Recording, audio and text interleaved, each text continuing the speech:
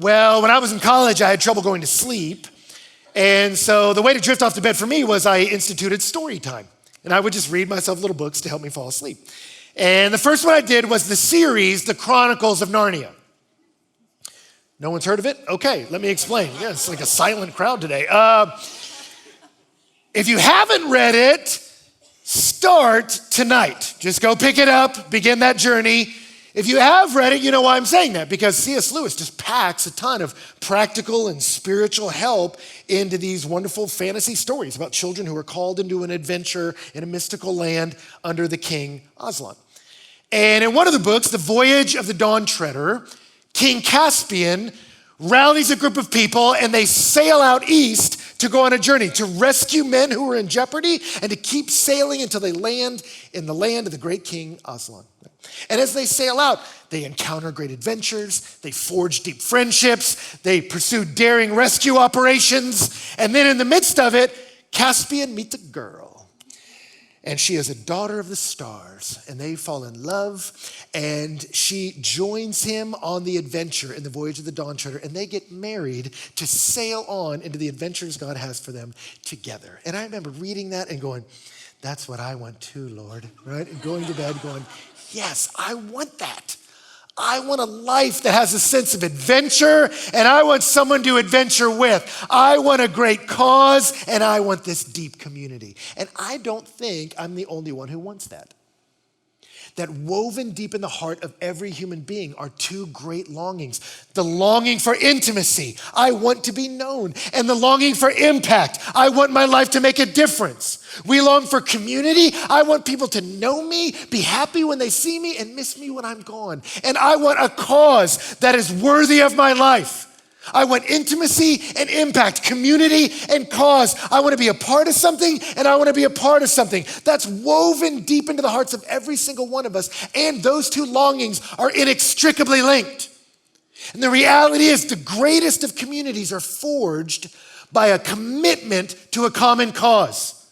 That's true of the military, that's true of teams, that's true of businesses, that the strength of your community is often determined by your mutual commitment to that common cause. That is true of different organizations. It's also true of marriage, because marriage is a team.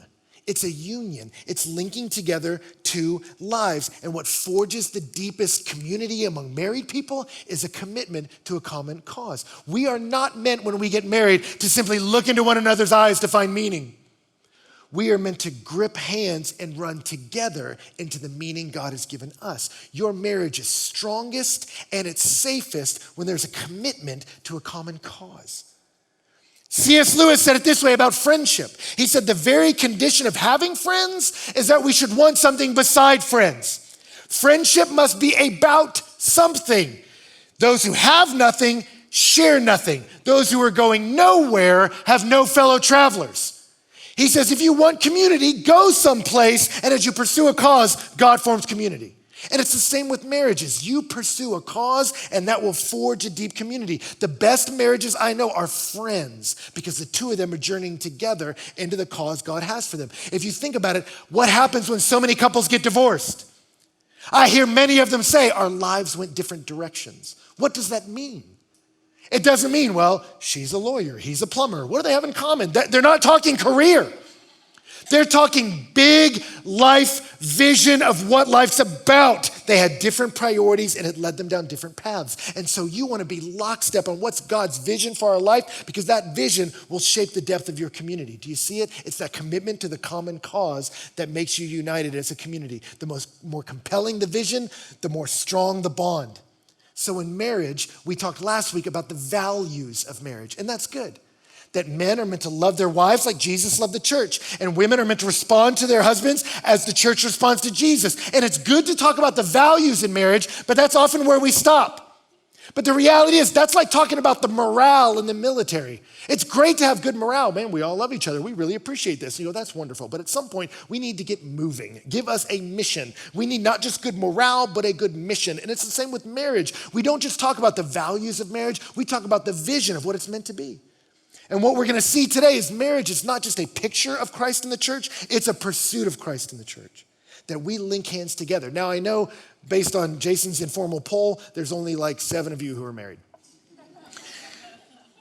Many of you, statistically, most of you will be married someday, but here's what I'm going to say. Much of what I'm going to talk about today applies to your life even if you're not married. We're going to talk about living on mission, that singleness is about devotion to the Lord and marriage is as well, that I'm either running on my own after his purposes or we link together and run after them together. So all that I'm about to share translates, but here's what's great about it too, is we're going to do it by looking at really the only godly married couple we get in the entire New Testament, that we get to peer into their marriage. And it's Priscilla and Aquila. Don't sense a lot of excitement about that. I understand, because you probably don't know who they are. You've never heard these names in your life. But let me tell you something.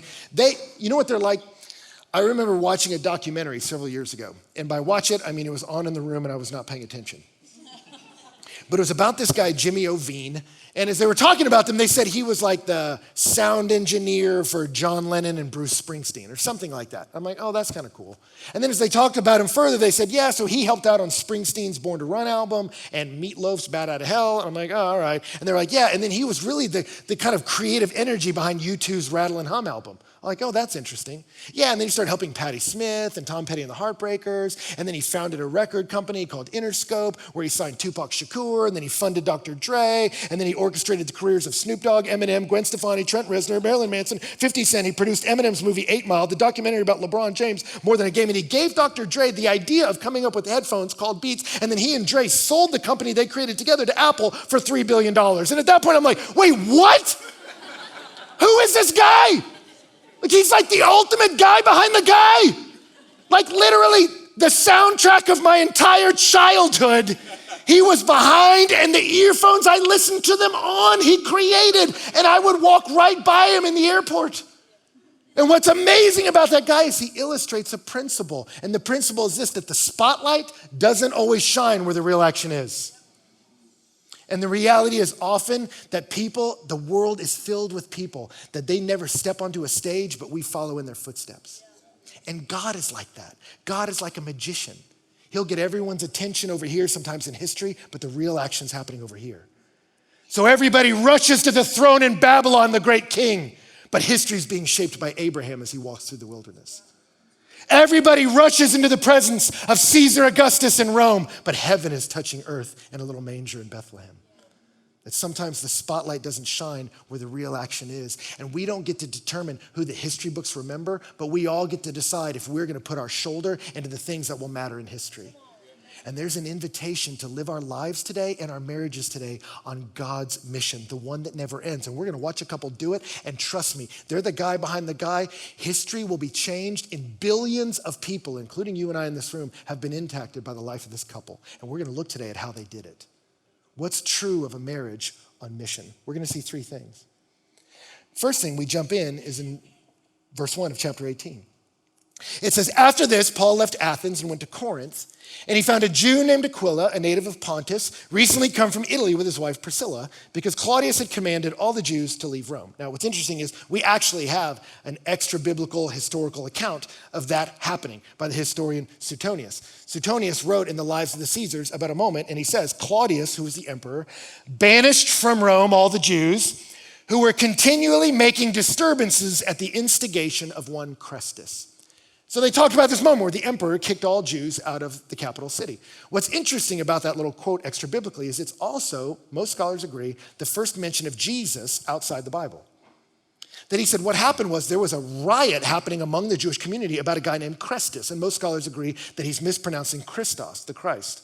That there was a debate about is Jesus really the Christ, the anointed one? And the emperor's like, I don't want you to do that here, and kicked you out. It was common in the book of Acts. You saw as the message of Jesus was preached, it would divide the Jewish communities often about, I believed he's our long-awaited Messiah or I don't. And when that happened in Rome, he just kicked them all out. And so a bunch of them had to leave, including Priscilla and Aquila.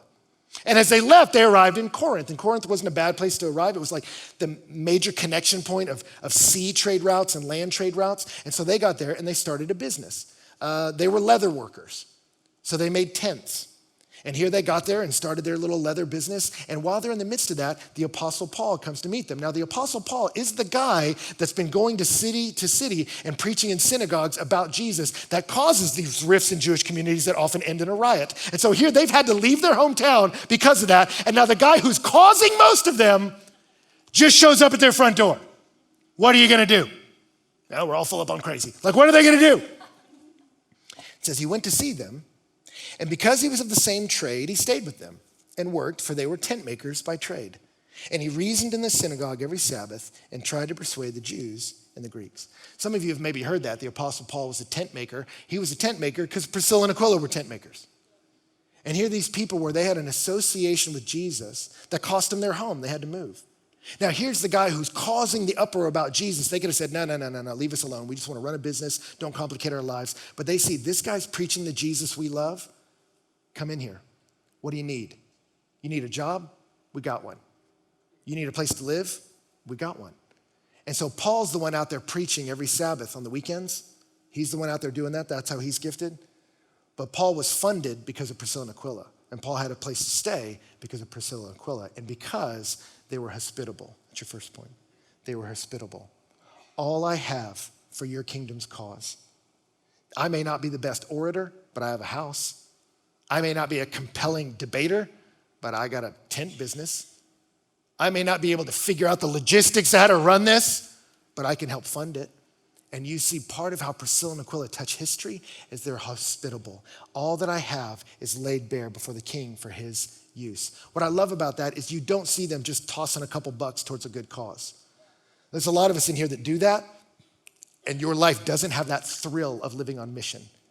A marriage that experiences the thrill of our lives going somewhere, our marriage is making a difference, is a marriage where we don't just throw a couple bucks into someone else's dream, but we go, our marriage and all that's about it, our relationship, our example, our money, our house, all of this is leveraged for a bigger cause than us. It's for whatever God wants to do. That mentality gets you in the middle of God's mission, and you can make a difference.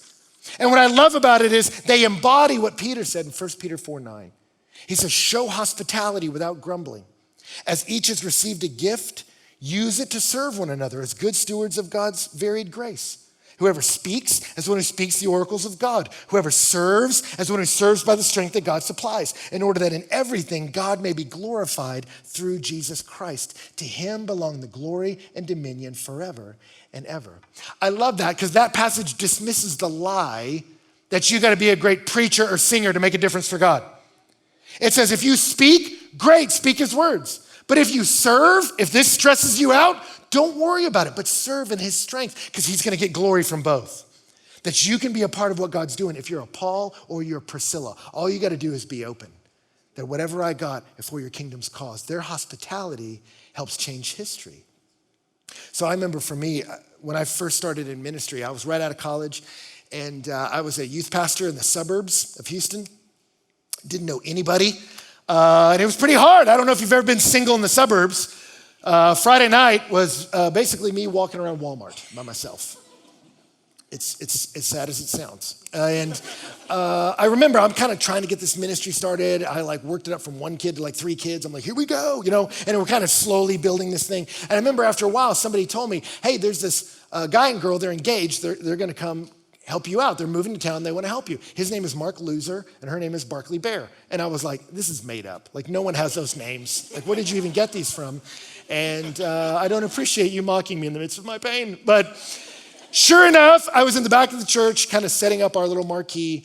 And I remember this girl came up and she was like, hey, I'm Barkley Bear, and we're here to help you with the students. And I was trying to be professional at the moment. I was kind of like, well, we have some forms you need to fill out. But I choked out. I was like, we got some. Really, are you coming to help me for real? And she said yes. And then they invited me to their family's house for lunch that day. I had no plans. And so I remember showing up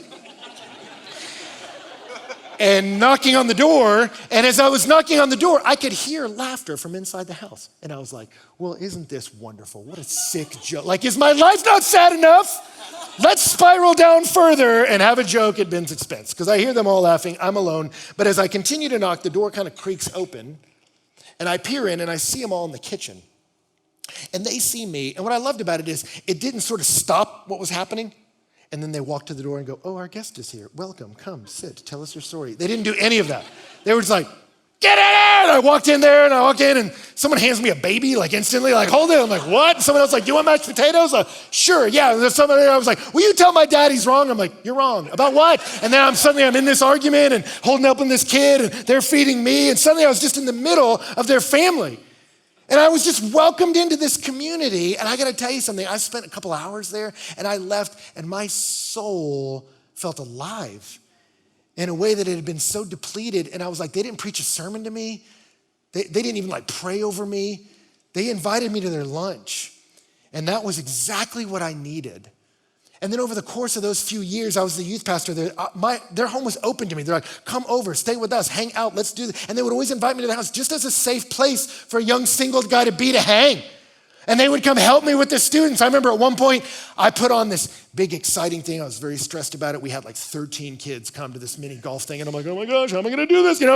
We pulled it off and I was so stressed, depleted me a lot of energy. And I look over and Mark had found this video game. He's like, hey, come play this with me. And I had grown up thinking that's a stupid waste of money. It was what I was taught. So I was like, Mark, I can't spend money in a video game machine. It's against the rules, my mom said. And Mark was like, the quarter's already in there, quick, go. And I was like, ah. And so we started playing and we played until we beat this game, which I was like, I don't even know why we're doing this. Like we're adults. And there's all these kids running around and we're just like, laughing like morons. And what I realized was Mark's gift was to help me not take myself so seriously.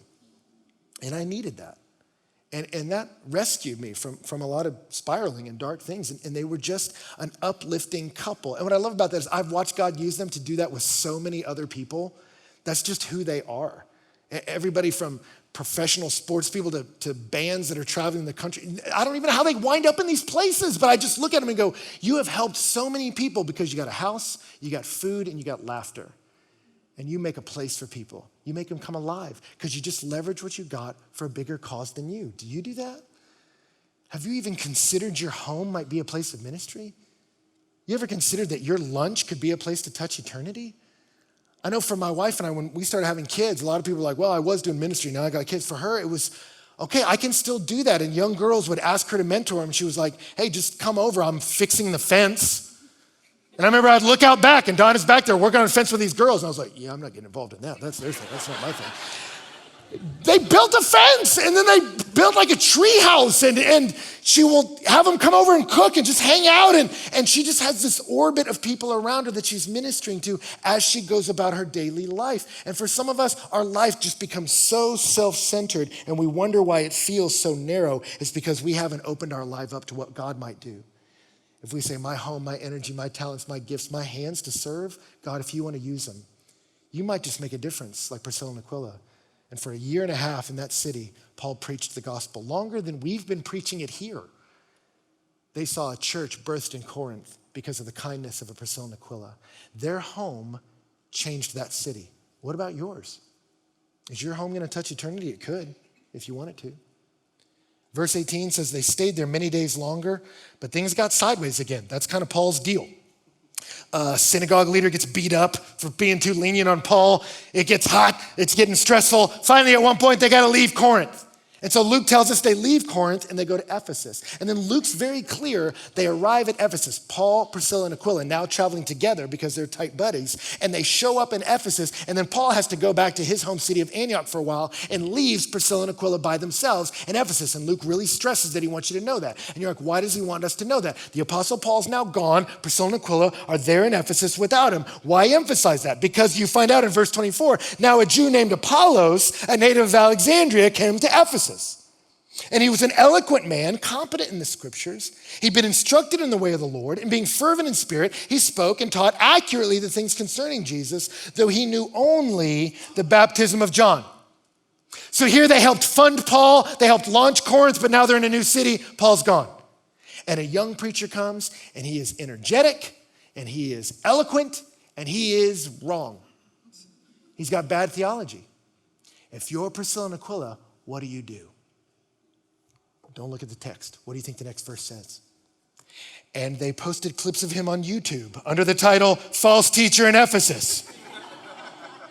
Too aggressive? No, they just sat in the back and looked at each other and rolled their eyes whenever he got off. They're like, No, they just talked about him at lunch with their friends. Oh my gosh, man, have you heard Apollos? I'm really not into him anymore. Like, I'm more of a Paul guy. And this Apollos guy is like, what are you doing? So you know what? I'm just not fed by him. I'm getting fed by this other person. So I may need to find a new synagogue. And like, is that what's going on? What do they do? He began to speak boldly in the synagogue. And when Priscilla and Aquila heard him, they took him aside and explained to him the way of God more accurately. I love that. That they weren't just hospitable. My life's open, God. They were available. And God, I'm open to be a part of whatever you want me to be a part of. What I love about that is the most easy thing to do would be what? Sit in the back and go like, man, I wish Paul was here. Paul would tell this guy what's up. Paul would let him know. You know what I'm saying? I'm more of a Paul guy. I think we should bounce. And just spread gossip through the church. But they don't do that. They don't go, I wish so-and-so was here. They saw themselves as part of the solution. Do you see how crazy that is? When they see a problem, they don't go, somebody should do something. They say, I am somebody. What's something I can do? And then they found the most redemptive path possible. They said, we're not just gonna stand up and go, liar. Like, they're not gonna do that. That doesn't help the church or Apollos. They listen to him, they go, good guy, lots of potential. Boop, he's a little off. And so what did they do? They walked up to him, and without shaming him, they invited him to hang out, and they explained to him things he didn't know yet. They were gentle with Apollos. They saw a problem, and they saw themselves as the solution because they were available. God, whatever you want. They didn't go, no, we're more of the like funding people and the tent people. We're not really the confront Apollos teacher guy. We'll just wait for Paul to get back. They said, no, we are God's people. And if God has put us in the midst of the problem, I'm asking the question, how am I a part of the solution? They were game. I love that explanation of people, game. If you want to know the definition, eager and willing to do something new and challenging. They said, God, whatever you put in front of me, I'm not going to say, well, that's not really my lane. I'm going to say my lane is whatever mission God has called me on, so I'm in for it. What do you need? You need someone to host? I'll host. You need someone to give? I'll give. You need someone to welcome people at the door? I'll welcome them. You need someone to clean up out back? I'll do it. I'm going to do whatever so the kingdom will grow. I'm up for whatever.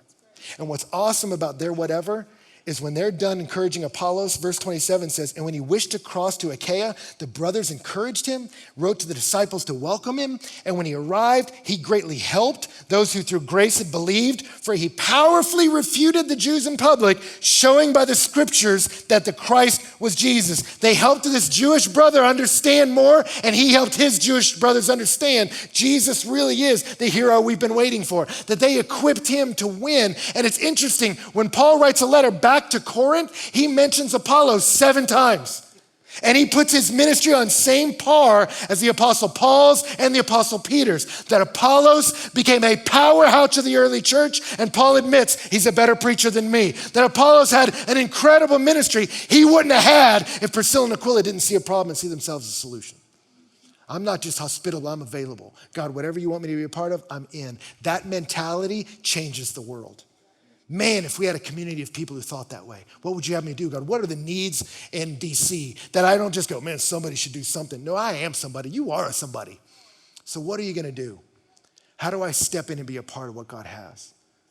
I remember when I was in College Station, there was this young couple in our ministry, and they got married, and they had been a part of serving at this college ministry we had. And then they graduated, and I asked them to stick around to lead kind of our prayer moment after when people need to process, kind of like our access space here. I asked them if they would help do that, and they did. But then after a while, Ryan was always coming late. And so someone was like, hey man, I don't see Ryan lately. And he's been hanging out on Northgate a lot. Northgate was kind of where people went to party. And they said it with a bit of concern, like, we've lost Ryan. He's over with the party people. And so we're like, all right, let's go see what Ryan's doing. So we deployed some people to check in on Ryan. And Ryan was out at Northgate cooking hamburgers for people. No one told him to do that. But he said, you know, Ben, I went to Breakaway for years. I just wanted to see all the people that don't go. He said, so I show up out here early and I just cook them dinner. And I talk to him about Breakaway and then invite him to come with me. And it takes a couple weeks, and sure enough, every like 3-4 weeks, Ryan would show up at Breakaway with just this wake of deplorable young people. No, just this wake of people he had met that through friendship, he was inviting them into a bigger story. You go, that's incredible. We were also helping the Crisis Pregnancy Center in the area because they needed it. And Ryan went to serve one day and realized, hey, they have a lot of women that are counseling women here, but their building could need help. Ryan worked in construction, so he just started helping with their building. While he was helping with their building, he realized that, hey, a lot of these women would come for counseling and their boyfriends would kind of sit outside, or their husbands, or no one would talk to them. So he would just sit and talk to those men. Then he quit his construction job and went on full time to mentor those young men. And you just look at Ryan and you go, if there was a problem, they were out there to make a difference. And so much so that he finally realized it's not just about their emotional needs and spiritual needs, there's real physical needs. So he went back to school and became a doctor. And I was like, you are incredible. And no one here would know your name. He could be sitting right by you and you not know that a world-shaking man is in our presence. That's what Priscilla and Aquila are like. And you could be like that. We have couples like that all through here. That for Donna and I, when we made the journey to Atlanta to say, you know what? We feel like God is calling us on an adventure. We're gonna go, we're gonna plant this church. We're gonna believe in that. We moved to Atlanta for a season to prepare. We didn't know many people. How's this gonna go? And we're trying to navigate all our little kids while we're doing that. And MK and Lissandro saw us doing all that. We needed help with our kids. And MK was like Mary Poppins. I don't even know how we met her. Just one day we were like, what are we gonna do with all these kids? And she came floating in like, I'm here, right? And just sort of opened her little carpet bag of tricks and started playing games with the kids. They're coloring and speaking in Latin. And we're like, what is happening? You know, like she just started loving and leading our kids. We're like, that's incredible. Lissandro, meanwhile, said, hey, we're moving with you. We're coming with you to DC. He didn't have a job here. He's like, we'll find a job. That we're just available for whatever God has. And if our church is launching into DC, then we're launching into DC. The Thomases, same way. You saw Jason up here a minute ago. They launched here without a job. They said, but if the church is advancing in DC, we want to be a part of that. So Perilia got a job with Little Lights, working with some of the most vulnerable kids among us. Now she's working at a kid's school. You see, Jason's like, what do I need to do? If I need to host up here, I'm going to host. If I need to fill in for Ben when he's got food poisoning, I'm going to fill in and preach for Ben when he got food poisoning, hypothetically. And if I need to serve on Howard campus, I'm going to serve on Howard campus. I'm going to do whatever it takes to be a difference maker. The world's a better place when people start thinking like that, when you start thinking like that. Not just, God, I'll serve you in my lane. I'm good at these things, and if they won't let me do those things, I'm not going to do them. It's like, no, God, I'm hospitable. All I got is for your kingdom, and I'm available. And even if it's stuff I don't expect, I'm here. You use me however you want. Those kind of hands shape eternity. Apollos is a powerhouse, and he wouldn't have been without a Priscilla and Aquila. And the last thing they are, and I love this, is faithful. They were faithful. It's interesting, Paul mentions them in 3 of his letters. A good percentage of the New Testament are letters written by the Apostle Paul to churches that he helped start. And he wrote to the Corinthians while he was in Ephesus. So while he was living in Ephesus, he wrote back to the Corinthians. And he says this at the end in 1 Corinthians 16, because he mentions Priscilla and Aquila at the end of 3 books. You know, if you've ever read the epistles, there's always that shout out section at the end. You usually skip where he's like, tell Claudius what's up. No, you're like, okay. And you skip it. Don't, because it's the story of the early fam. And you see in 1 Corinthians 16, 19, it says, the church of Asia sends you greetings. Aquila and Prisca, together with the church in their house, send you hearty greetings in the Lord. Couple things in that I love. One, I love, if you're paying attention, their names keep switching when they're introduced. Sometimes it's Aquila and Priscilla. Sometimes it's Priscilla and Aquila. Aquila and Priscilla, Priscilla and Aquila. And you go, what does that mean? What's the point?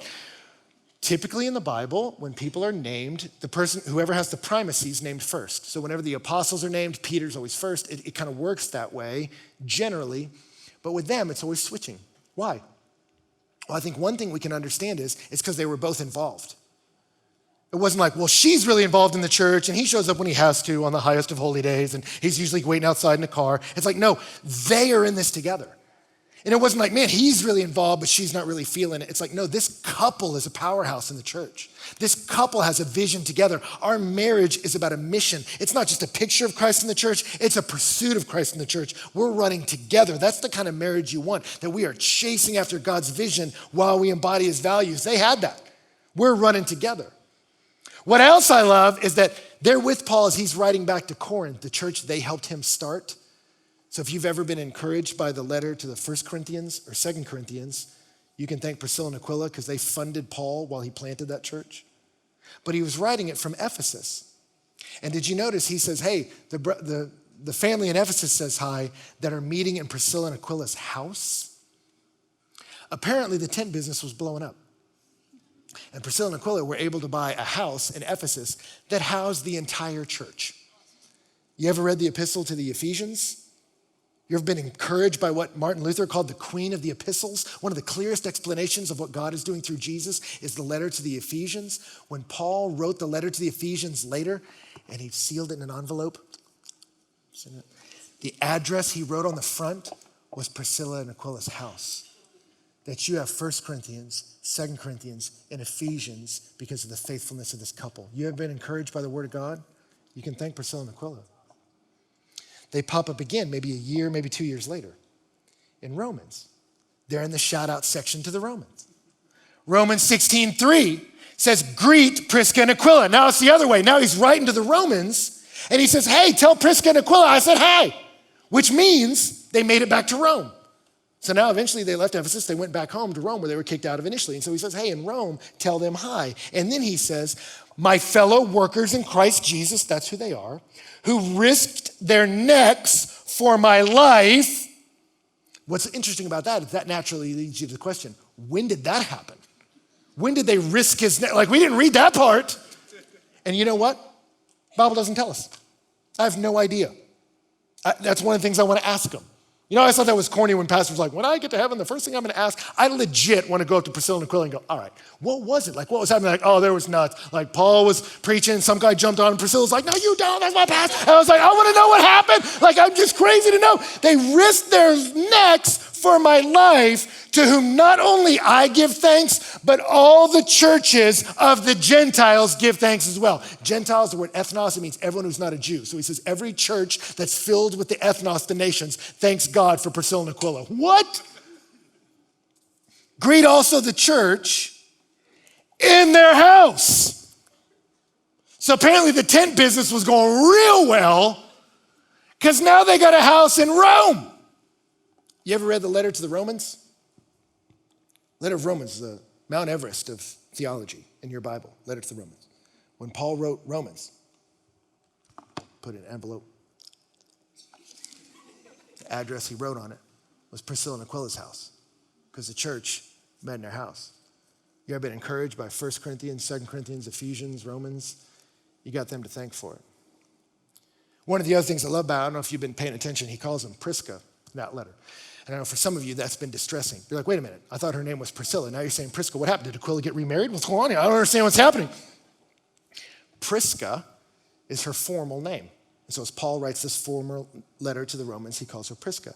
Priscilla is the diminutive form. It's kind of the nickname, but it's longer. It's similar to Spanish in that way. Like hermana is sister, hermanita is little sister, right? So what you find out here at the end of Romans is Luke, who traveled with Paul and Priscilla and Aquila, has been calling her Priscillita the whole time. That he's been using her nickname. And what I love about that is this couple and this single man, these people working together, planted churches all around the known world, letters of which have impacted you. And when they were on that great cause, they forged a deep community. That's one of my favorite things about this church. That I tell people that all the time, that like attending here, I'm like, attending is fine, but you want the real action? Sometimes the best parts of Sunday are not these official moments. It's when I watch door holders get around and pray for each other. When I see them laughing as they serve together. When I hear them catching up, hey, how did that go? How'd your surgery go? How's your mom doing? Where'd you go? When I see them on Instagram vacationing together.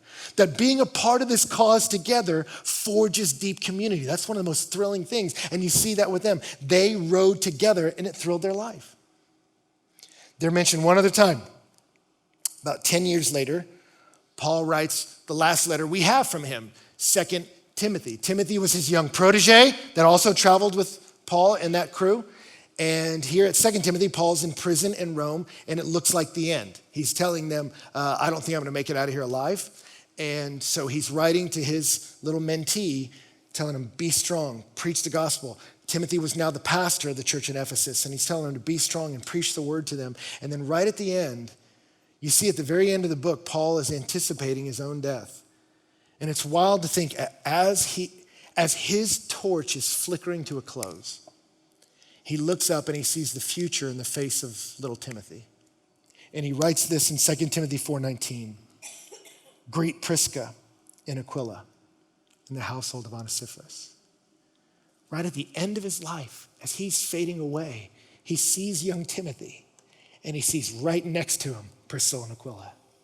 The same couple that helped him when he was launching, the same couple that directed Apollos, is now with Timothy. A decade later, still faithful, still doing it. I will never stop pursuing what God has for me. As a couple, we grip hands and we run into forever. We don't quit, we race until we arrive in the sunrise. That's what you want. When I started in ministry, I remember as a youth pastor, I was first writing sermons. And I didn't know how to do it. And it took a long time and it was difficult. And someone told me, you need to get away from the distractions and you need to go somewhere. I'm like, I don't have anywhere to go. Like I lived with a family in their garage. I was like, where am I gonna go? And they were like, hey, we know this couple that's like in their 80s. They have like a little house on this river. You should go ask them if they can use their house. And I'm like, just ask them if I can use their house? And they're like, yes, ask them if you can use their house. So I remember calling them and saying, hey, I'm trying to like study. I heard you have a house on the river. Do you mind if I go there? And they're like, oh my gosh, we're on our way there for vacation. Just jump in with us, we'll all go together. And I was like, no, I don't want to hang out with you. I just wanted your things, which felt really bad. So I told him yes. And the next thing I knew, I was on a vacation with this adorable 80-year-old couple. And I was like, well, this is not at all what I thought. And we showed up there.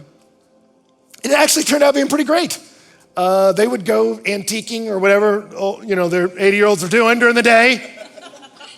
And I would work on my sermons. And then they would get home right about the time I was done, and we'd all make dinner, and we would eat together, and they would talk about their finds in these little places. And then we would go and sit in rocking chairs on the back porch and watch the sunset, which I liked way more than I thought. They're like, did you want to go out somewhere? I'm like, no, this is good. I like this. There it goes. Yep, again, just like yesterday, unbelievable. And it was really fun because we would sit out there and rock and they would tell me what they were learning because they would read a devotional together every night. Like you're in your 80s. Every single night, you're challenging yourself with the Word of God together. And they would debate it and talk about it and they were funny. And then they would talk about how they want to apply it to the prison ministry they served in when they went home. That wasn't their job. Neither of them worked there. It wasn't even their main place to serve. They served in our church. But there was a prison nearby and they realized a lot of these guys get out and it's the lack of social support that sends them right back in. We got time. And they would just mentor people coming out of prison. And that's when it dawned on me, I'm sitting with giants. That a lot of our production crew was populated with ex-cons because of them. People who really believed the grace of God was for them because it came to them through Jack and Sammy Walker. And I came to write a message, but I was living in the middle of a sermon. In their 80s, not slowing down, sprinting into the sunrise together. And I remember thinking, that's what I want, all the way to the end. In the voyage of the Dawn Treader, there comes a moment where sailing's getting rough. Some people on the boat start thinking, hey, should we quit? And Reepicheep, little rat that can talk, begins to talk. And he says, while she can, I sail east in the Dawn Treader. It's towards the king's country. He says, when she fails us, I will paddle east in my coracle. When she breaks, I will swim east with my four paws. He says, if I've not reached Aslan's country or shot over the world in some vast cataract, I will sink with my nose to the sunrise. That's what you want. You want to decide now as a single person, my singleness is about devotion to the Lord. I'm running with you. You're the author of this big story. And so I'm available. All of me, whatever you want, all the way to the end, I'm riding with you. And let me tell you something, when you do that, you will run with some amazing people. Paul's, Timothy's, Priscilla's, Aquila's will get around you and life gets really thrilling. Many of you will get married. And when you get married, don't just start pursuing little hobbies and different pursuits. Make the decision. Our marriage is on mission. It's a picture of God's love and it's a pursuit of God's purpose. That's who we are. And our marriage is strongest when it's on mission. People ask me all the time when Donna and I came here, how are y'all doing? And I say our marriage is the best it's ever been. And sometimes they think I'm being silly, like just being shallow as a pastor. Well, God is good all the time, blessed. And I'm like, no, I really mean It's not all been easy. But the truth is, when we really went through the process, and it was a process of saying, what is our marriage about? What's our family about? We had a friend tell us that his family motto is do hard things that matter with people you love. And man, when we looked at my pastor, our pastor, Louis Giglio, and where he's going and where the church is going, we're like, that's people we love. And this is a purpose that matters. And we decided together, let's go. It has been so deepening to our intimacy to have an impact like this. Now, I'm not saying plan a church to save your marriage. That's a bad choice. But I'm saying when you get a marriage that's on mission, look out. Look out for how deeply satisfying that is for you. And look out, world, how cities can change and generations can change. Because young men and young women decide this is my time and I'm going to sail east till I hit the sunrise. I'm going to live on mission for God's glory. You watch what will happen when you trust him.